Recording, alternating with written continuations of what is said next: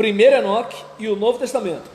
O livro de Primeiro Enoque exerceu considerável influência sobre a literatura do seu período, sobre o Novo Testamento e sobre os escritos dos primeiros pais da igreja.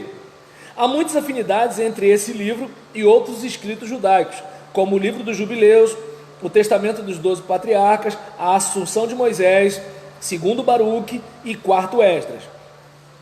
No Novo Testamento, os evangelhos sinóticos têm um ponto de vista similar do reino, o que é óbvio mediante a comparação entre 1 Enoque 104, versículos 4 e 6, e Marcos 12, versículo 18 a 27, e Marcos 22, versículo 23 a 33, e Lucas 20, versículo 27 a 36. 2. A figura messiânica de Enoque é similarmente descrita em comparação com o Novo Testamento, sendo chamado de o justo, 1 Enoque 38, 2, 1 Enoque 4, 3, 1 Enoque 53, 6, comparados com Atos 3:15, Atos 7, 52, Atos 22, versículo 14. O eleito, 1 Enoque 40, 5, 1 Enoque 54, 3, 1 Enoque 54, 4, 1 Enoque 51, versículos 3 e 5, comparados com Lucas 9, 35 e com Lucas 23, 35. O filho do homem, 1 Enoque 46, versículo 2 e 3, comparado com inúmeras referências do Novo Testamento, como Mateus 9, 6, 10, 23, 11, 19, Marcos 2, 10, 10, 45, Lucas 6, 22, Lucas 17, 22, etc. 3. A doutrina do Messias Celestial é um surpreendente aspecto de 1 Enoque comparável com o chamado Jesus teológico do Novo Testamento, que alguns intérpretes consideram uma invenção da igreja, em contraste com o Jesus histórico. A segunda parábola de 1 Enoque, capítulos 45 a 57, trata sobre o eleito, o filho do homem, sentado para julgar. Ele é um ser celestial, majestático, que exerce governo universal sobre os homens e sobre os anjos. Isso pode ser comparado com trechos do Novo Testamento, como Mateus 26, 64. Deixa eu ver aqui. Filipenses, acho que é isso, 2,5 em diante. Hebreus 1 e Atos 17, versículo 31. 4. Muitas alusões, usos similares de termos, frases e também ideias similares. A Zondervan Pictorial Encyclopedia of the Bible comenta sobre essa, pode rir, Nelson, comenta sobre a circunstância afirmando: podemos citar paralelos com 1 Enoque praticamente de qualquer seção do Novo Testamento, embora provavelmente seja um exagero dizer que cada escritor do Novo Testamento estava necessariamente familiarizado com esse livro. Então não quer dizer que todo escritor do Novo Testamento, todo mundo conhecia 1 Enoque, mas que não era uma obra desconhecida de então, certo? Só para ter uma ideia. 5. A descida de Enoque ao Hades e sua intercessão pelos anjos caídos tem um paralelo claro em 1 de Pedro, capítulo 3, versículo 18, a 1 de Pedro, capítulo 4, versículo 6. Alguns peritos supõem que Pedro tomou a ideia diretamente por empréstimo de 1 Enoque. E aí, no artigo intitulado A Descida de Cristo ao Hades, em sua quarta seção, demonstramos que a história em 1 de Pedro tem paralelos literários com vários livros judaicos e cristãos. Deixa eu ver aqui a questão, de que espíritos humanos desobedientes ouviram a pregação e não espíritos eleitos e nem anjos caídos, na versão de Pedro. Vocês devem lembrar quando a gente viu aquela comparação, do texto de Enoque sobre os anjos caídos e, o texto de 1 de Pedro falando dos homens que não se arrependeram.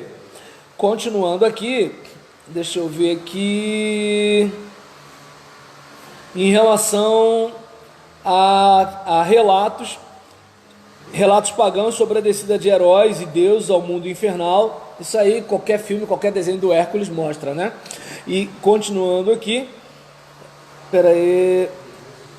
aí o Champlin, Norman Champlin, autor da enciclopédia, chega a falar: supõe que a consciência humana tem a percepção de que o amor de Deus requer que algo seja feito em prol dos espíritos humanos perdidos e que a salvação somente nesta esfera terrestre é inadequada para satisfazer as exigências da missão de Cristo e que sua missão não poderia ser adequadamente cumprida sem a dimensão do Hades, suplementando aquilo que ele fez e está fazendo na terra e nos céus. Quero deixar muito claro que eu estou lendo, né, a obra de Champlin. Ele parece demonstrar um pensamento universalista, e o fato de eu ler não significa que seja a minha opinião, tá bom? Só estou falando isso por via, né, de qualquer dúvida. Então, não custa nada, não custa nada, né? Então, vamos continuar aqui. Deixa eu ver onde eu parei. Quer dizer, eu parei me explicando, né? Então, parei me explicando. Então, já atualizou sua Bíblia hoje? Então, em relação a esse caso aqui, vamos ao ponto. Mas tá rendendo, né? Meu Deus do céu, Jesus. E aí nisso, mas deixa eu correr, porque senão eu não concluo Enoque, porque o assunto rende, não, eu sei, sou eu dando mole para mim mesmo. E aí nisso, o trecho de 1 Coríntios 11, versículo 10, que requer que as mulheres usem o véu nos cultos por causa dos anjos, ou seja, espíritos malignos que poderiam cobiçar as mulheres sem véu, de acordo com certa interpretação, ou então anjos bons, cujo intuito é verificar a boa ordem desses cultos. Poderia ser paralelo ao ensino de 1 Enoque, capítulo 6 até o 16, que depende parcialmente do trecho de Gênesis 6, versículo 2, e que talvez seja a origem desse conceito. Então a gente observa o seguinte: olha, mulherada, cubram a cabeça por causa dos anjos. Quais anjos? Aí os teólogos discutem. Podem ser os anjos malignos, né? Todo mundo de olho, né? Ou podem ser os anjos benignos, entendendo o seguinte: vamos ver se está bagunçado esse negócio, né? Então, se as mulheres não estão com a cabeça coberta, bagunçou. Vamos botar ordem nisso daí. Os anjos estão aí, né? Então o que acontece? A gente percebe, né, que pelo que eu observo aqui, é bem mais possível ter uma alusão ao texto de Enoque, que pega um raciocínio emprestado ao texto de Gênesis, e não necessariamente é uma outra reformulação, mas eu também não posso afirmar. Então, enquanto eles discutem, eu só falo que tem a discussão, beleza? Continuando aqui, vamos falar o raciocínio. Outras obras pseudepígrafas também contêm tal ensino, acerca do que damos uma completa descrição. Vamos agora ver aqui ponto 7, demonologia.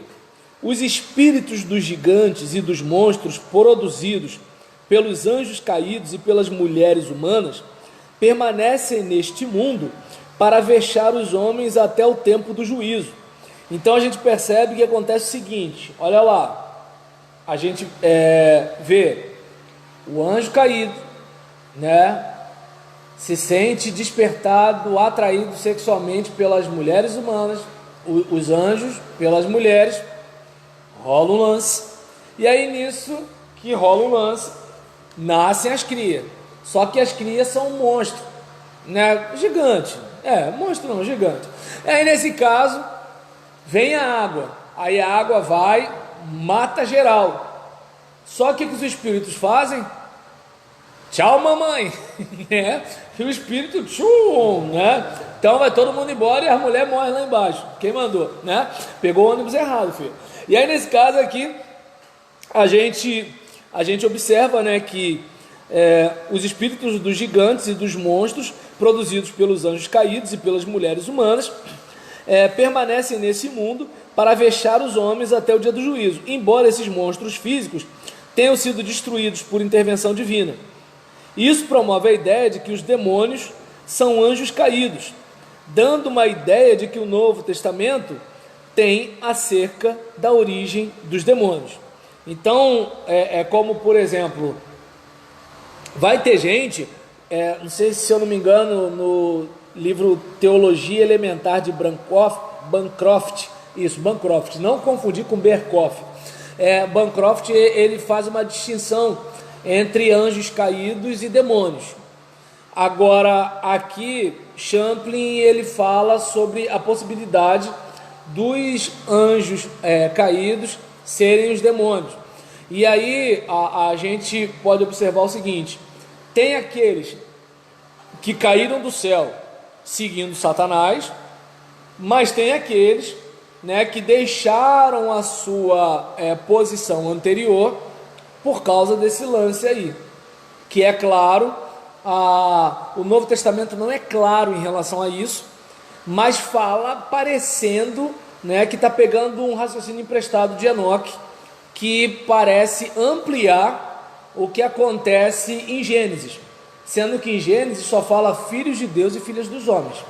Tanto que tradicionalmente a gente vai ter a ideia de que os filhos de Deus ali são a descendência de Sete, certo?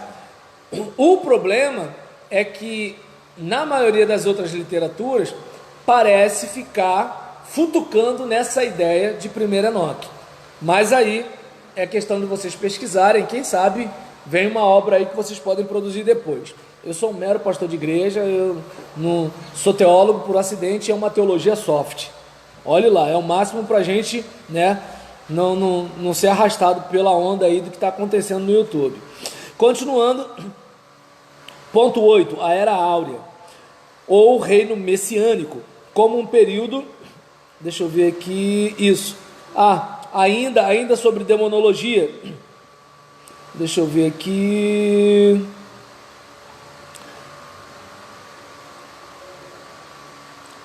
comparar Enoque 6, 1 Enoque 6,16 com Judas 6 e com Apocalipse 11,4, Então, alguém pode abrir aí em Judas 6, só por curiosidade? E eu falei sobre deixar a sua origem, mas não custa nada a gente dar uma olhada. E Apocalipse 11, versículo 4. Quem achou Judas 6, diga achei. Quem achou Judas 6, diga achei. Quem achou Judas 6, diga achei. Eu só tô... Isso, então vai. Então não achou, Jaciara. Judas 6. Hã? Porque Judas Os anjos que não conservaram a sua posição original, mas abandonaram a sua própria moradia correta. Ele reservou pedaços sempre ternos, em profunda escuridão, para o julgamento do grande dia. Então, o que acontece? Como eu usei a referência Judas 6, mesmo quem está assistindo e não estiver escutando, Deus, é só abrir lá Judas 6, é rapidinho. Agora, Apocalipse 11, 4. Se alguém puder abaixar o volume do celular. Não, deve ser para ele poder entender. Tá. Não, mas não foi ele não, veio de lá. Então... Não é isso não. Não, e eu também não fui grosseiro, não.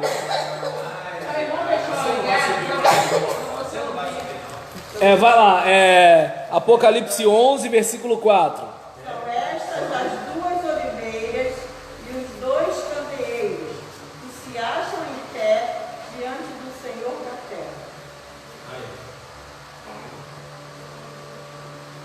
terra. Apocalipse 11, 4, não entendi não. Mas, vamos lá. Ponto 8. A Era Áurea, ou Reino Messiânico, como um período entre o fim do antigo ciclo terrestre em que vivemos e a Era Eterna, milenismo, sem a especificação dos 1000 anos. É um conceito contido em Enoque, que foi aproveitado pelo Novo Testamento. Comparar 1 Enoque 91 e 93 com Apocalipse 20, versículo 6. Quem pode abrir aí em Apocalipse capítulo 20, versículo 6. Apocalipse capítulo 20, versículo 6. Bem-aventurado é o santo que tem parte na primeira ressurreição. Sobre este não tem poder a segunda morte, mas serão sacerdotes de Deus e de Cristo, e reinarão com ele 1000 anos. Então a gente percebe aí algumas ideias que para a gente lendo o Novo Testamento são novas, mas para quem já tinha sido audiência de 1 Enoque, essas referências não são novas, pelo menos é o que parece, de acordo com alguns estudiosos, inclusive pela fala de Champlin. Evanice, obrigado, tá? Por estar nos assistindo. Tá legal? Se puder dar uma curtida também, a casa agradece. E aí, continuando aqui, ponto 9. O esboço profético geral de 1 Enoque é o mesmo adotado pelo Novo Testamento, incluindo os muitos ciclos da degradação humana. O fim dessa degradação, mediante uma destruição generalizada, o reino messiânico, a era áurea e o estado eterno que virá em seguida. 1 Enoque introduz aqui a ideia do juízo universal das almas. Vê 1 Enoque 91 e 93. Os paralelos com o Apocalipse são patentes, conforme o sabe qualquer estudioso do Novo Testamento. Então, Champlin fala sobre essa aproximação e que quem estuda o Novo Testamento percebe isso. Ponto 10. Judas 14 e 15 cita primeiro Enoque diretamente. Quem pode abrir aí em Judas 14 e 15? Quem abrir aí em Judas 14 e 15 diz, achei. Então vai. Não é capítulo 14, versículo 15. É 14 e 15. Vai. De novo, Júlio César. E desde que profetizou também Enoque, o sétimo depois de Abraão, dizendo, eis que é vindo o Senhor com milhares de seus santos, para fazer juízo contra todos e condenar dentre eles todos os ímpios por todas as suas obras de impiedade que impiamente cometeram e por todas as duras palavras que ímpios pecadores disseram contra ele. Então a gente observa aqui que a própria carta de Judas, o próprio texto de Judas, cita diretamente a obra de Enoque. Como profetizou Enoque, vai acontecer isso, isso e isso com essa turma aí. Então, a gente observa aqui essa citação direta. Aí ele até usa como referência 1 Enoque 1,9, 1 Enoque 5,4, 1 Enoque 27,2, 1 Enoque 60, versículo 8, 1 Enoque 93, versículo 2. O verso 9 da epístola de Judas é um empréstimo feito de outro livro pseudepígrafo, a saber, a Assunção de Moisés. Alguém pode ler aí Judas 9? Quem achou Judas 9 diz, achei. Então, pode ser a Jaciara? Tá bom?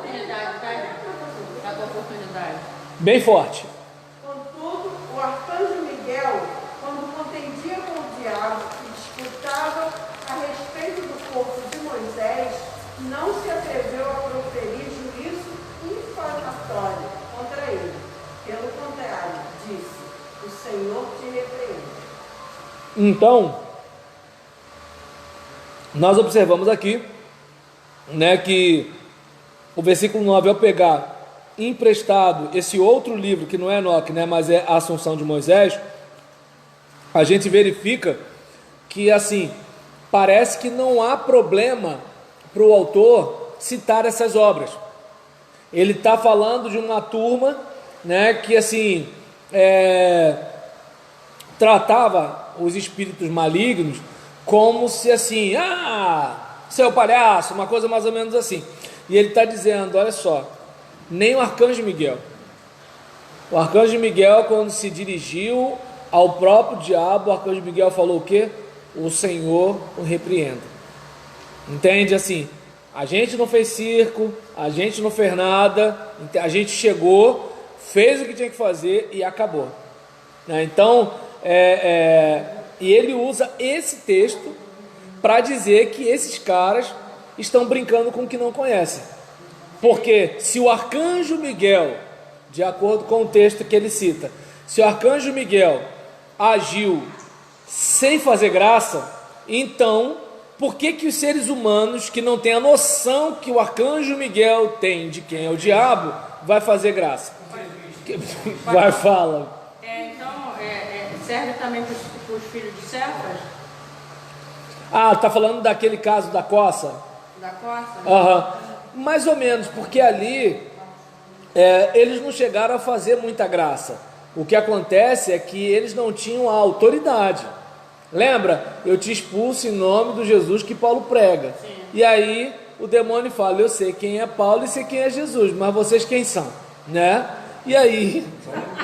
Ô, gente, não ri não, deve ter sido o maior brabo um negócio desse. Entendeu? Deve ter sido o maior brabo Ana Paula, não ri disso não. Aí o que acontece? Aí, por exemplo, em relação a isso, né? Oi? Olha só, vamos voltando aqui. Gente, vocês querem arrumar confusão e nisso eu não rendo. Então, em relação Vou sentir. Em relação a isso, não parece a mesma coisa, porque no outro caso, eram pessoas que realmente assim, é como se elas estivessem realmente sendo líderes cristãos, uma coisa mais ou menos assim, e que eles estavam extrapolando, tanto que é que eles chamam de falsos mestres. Os outros, eles eram de uma outra religião, vendo Paulo fazer o negócio, vamos fazer também. Não sei se eu percebi a diferença. No caso de Judas, é como se assim, já viu, hoje em dia não tem mais muito isso, mas já viu quando a irmã está em casa, cantando lá, me levantou Jesus, aí está lá, lavando, aí aparece um missionário no portão. Ô varoa, não sei o que lá, aí tal, aí quer fazer uma oração, quer não sei o que lá, tal, traz uns negócios lá, uma mensagem e tudo, e depois fala que, que tem um parente lá em não sei onde, e tem que levar, rola um lance desse. Então, grosso modo, porque não é o caso aqui, mas Judas está falando de gente que é o seguinte, não merece credibilidade, mas que está se escondendo na tal da credibilidade. Era muito comum ter itinerantes na época. Então, não vamos dar ouvido para esses caras não, porque esses caras estão ensinando um negócio meio esquisito. Eles lembram muito, aí cita os caras lá que são mencionados no pseudepígrafo. Entendeu? Continuando, deixa eu ver aqui, Orígenes, em seus primeiros princípios, capítulo 3, versículos 2 e 1, deixa eu ver, comenta quanto a esse uso feito por Judas. E muitos dos primeiros pais da igreja respeitavam as obras pseudepígrafas como inspiradas, ou pelo menos como úteis para estudo e aplicação. Alguns intérpretes evangélicos, entretanto, sentem-se ameaçados pelo uso das obras pseudepígrafas por autores do Novo Testamento. E alguns chegam ao extremo de tentar mostrar, mediante pseudo-evidências muito ridículas, que isso não sucedeu. Por exemplo, eu fui muito criticado por uma pessoa, quando eu estava, antes da pandemia, citando as similaridades com alguns trechos do Novo Testamento e de Enoque, num grupo que eu faço parte, e aí a pessoa acabou até depois saindo do grupo e tudo tal, porque estava dizendo que eu estava defendendo o liberalismo teológico e tal, por causa dessas situações em que, assim, vocês viram o texto fazendo uma citação direta, disse Enoque. E disse em que livro? Não foi em nenhum livro canônico, foi no pseudepígrafo. Então, e aí, olha só, nem o arcanjo Miguel citou o quê? Pseudepígrafo, Então, no caso, tem gente que entende que aceitar isso é como se você colocasse a Bíblia em xeque por pegar textos não canônicos. E aí tenta de alguma forma dizer que isso não aconteceu. Lembra daquela questão do vinho, que é suco de uva e tudo tal? Aí Jesus transformou a água no suco de uva, mas ele é criticado pelos religiosos porque ele é bebedor de vinho, que é suco de uva, entendeu? Então, assim, aí fica assim, por que Jesus é criticado se o negócio é suco de uva? Então, às vezes a gente assim pega um caminho que, como é que eu posso dizer, é como se a gente quisesse defender as escrituras quando ela não precisa de defesa. Ela fala por si mesma, né? Tanto que é que você não vê aquela coisa de querer provar que Deus existe. No princípio criou Deus, céu e terra. Ah, e se eu não acreditar? Se não acreditar, o problema é seu. O texto continua lá. Não tem esse negócio de, você tem que acreditar. Não quer acreditar? Não, beleza. Segue teu caminho. Pastor, mas tem coisas que a gente só descobriu. Eu, particularmente, descobri muita coisa no seminário. E fica difícil quem não no seminário, seja de básico, bacharelado, de compreender essas coisas que não entraram aqui. E isso ainda ser um vínculo muito forte com o sagrado que é a Bíblia. Então, assim, se eu não estivesse no seminário, assim,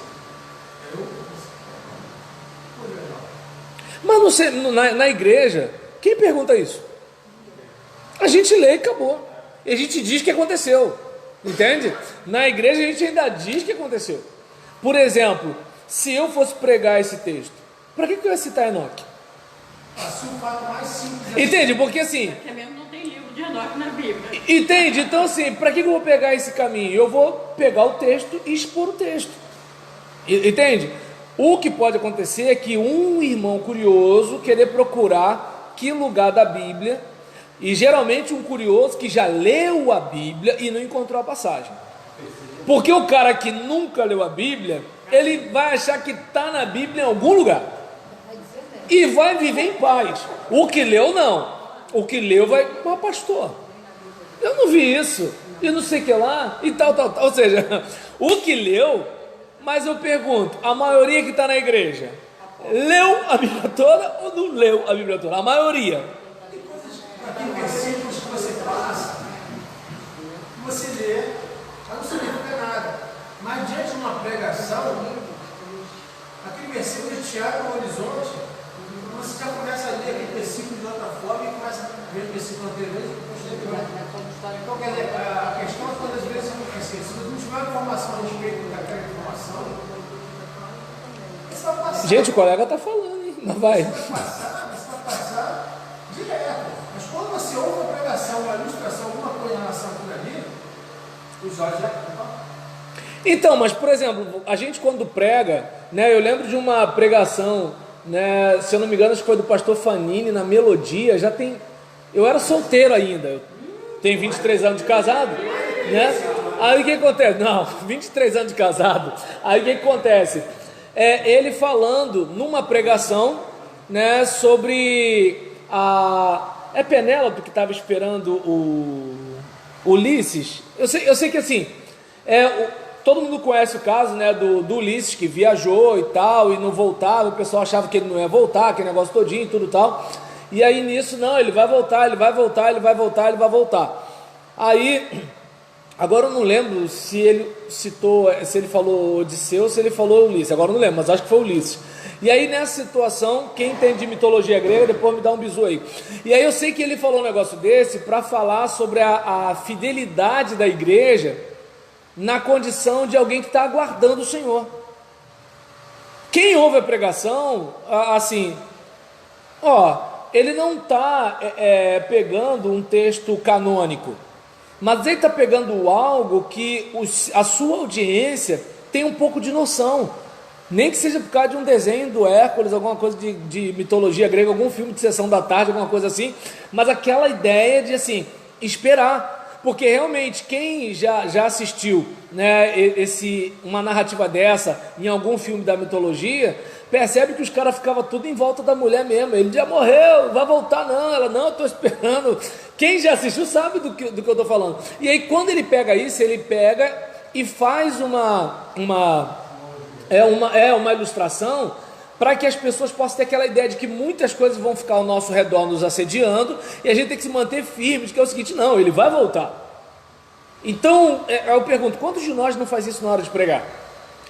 O autor, ao escrever o texto sagrado, que ele não escreveu com a pretensão de ter lá um concílio para canonizar e tudo tal, ele escreveu para o povo dele, e o povo dele recebeu aquilo como palavra de Deus, aquilo se manteve tradicionalmente como palavra de Deus. E aí acontece, quando ele faz isso, ele pega, né, algumas coisas que sua audiência possivelmente, né, já tinha conhecimento, e aí o pessoal, é verdade, nem o arcanjo Miguel fez isso. E esses caras vão ficar fazendo palhaçada aí?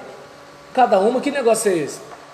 A questão é, olha, sai, vai embora, acabou, o Senhor te repreenda e Zé Fini. Não tem conversa, né? Não tem show, não tem espetáculo. E pronto. E aí, vamos lá. Em relação, né, à questão do texto, deixa eu ver aqui. Alguns aproveitam o ensejo para tentar provar que Judas não se utilizou de 1 Enoque. Mas o que é mais trágico em toda essa atividade é que eles não têm consciência da grande influência do livro de 1 Enoque sobre o Novo Testamento. Portanto, é ridículo atacar esse ponto somente em Judas 14:15, como se essa fosse a única ocasião em que isso aconteceu.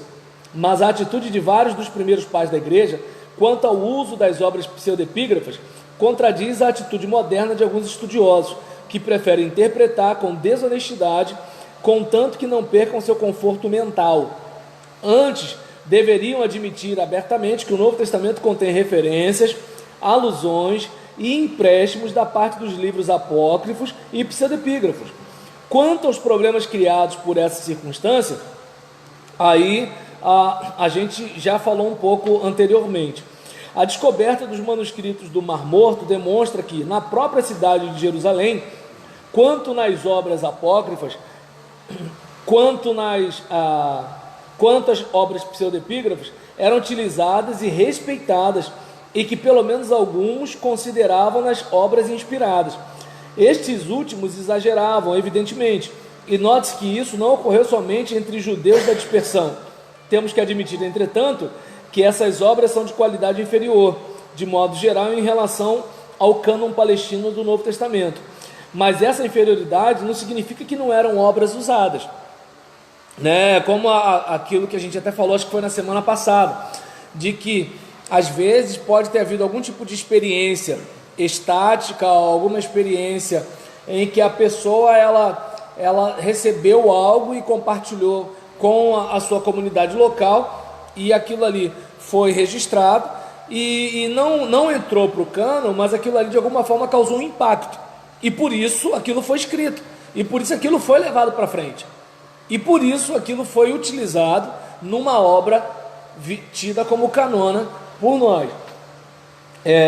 O 11º ponto mostra o ponto de vista geral sobre o julgamento vindouro, com os seus terrores, com sua universalidade e com sua eternidade. São características comuns não somente de 1 Enoque, mas também do material pseudepígrafo em geral.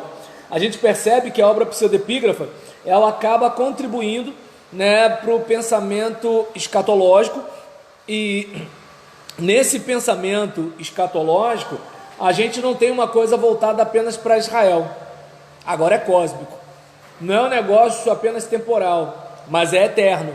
Não é um Messias governante, mas é um Messias celeste. E isso, de acordo com os estudiosos, é muito comum de você encontrar nas obras pseudepígrafas, e no caso aqui especificamente em 1 Enoque.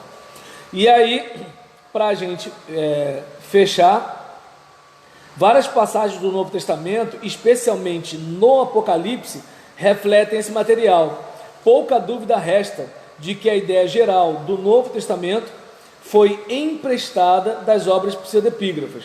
E aí, como ele sugere, ver 1 Enoque 93, versículos 6 a 16.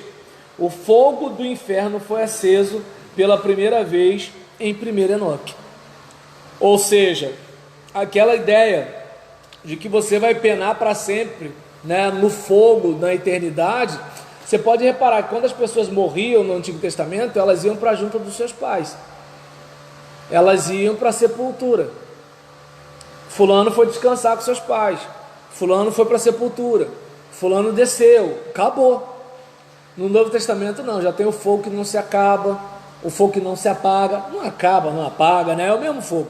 E aí o bicho que não morre, né? Quem aqui assistiu Inferno em Chamas deve lembrar, né, dos bichinhos comendo a carne dos outros. Não era, realmente, olha, eu vou falar um negócio. A década de 80, ela serviu para muita gente afinar a viola, porque era um medo da volta de Jesus, uma preocupação de ir para o inferno. O que tinha de gente que aceitava Jesus com aquele filme, rapaz, era de deixar pregador com inveja. E aí, nesse caso, assim, essa ideia, né, de que, olha, inferno de fogo, né, que é até muito criticado pelas testemunhas de Jeová, a gente verifica que, como ele está dizendo aqui, a primeira vez que o fogo do inferno foi aceso, né, que o fogo eterno foi aceso, foi em 1 Enoque. Então, a gente vai parar por aqui. Oi, pois não, Jorge? Sim.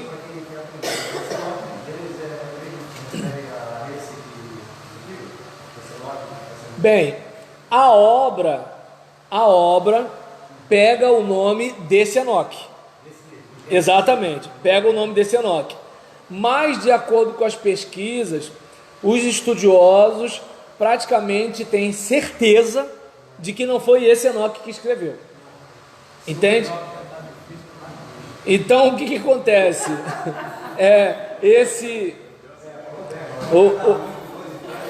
Entende? Então, assim, a ideia, né, e não sei se você vai perceber que, assim, é um dos textos mais longos que a gente tem comentado desde os nossos primeiros encontros sobre apócrifos e pseudepígrafos, para ver o impacto dessa obra, né, tanto no Novo Testamento, quanto no pensamento judaico, cristão e da cristandade atual. E, inclusive, até aqueles que não são cristãos dão um pulo lá, né, porque tem algumas informações que soam como bizarras, né, alguns associam a alienígenas. Então, assim, se você digitar 1 Enoque lá no YouTube, você não vai encontrar só o meu texto, você vai contar uns negócios assim, sinistros, entendeu? Sinistro mesmo.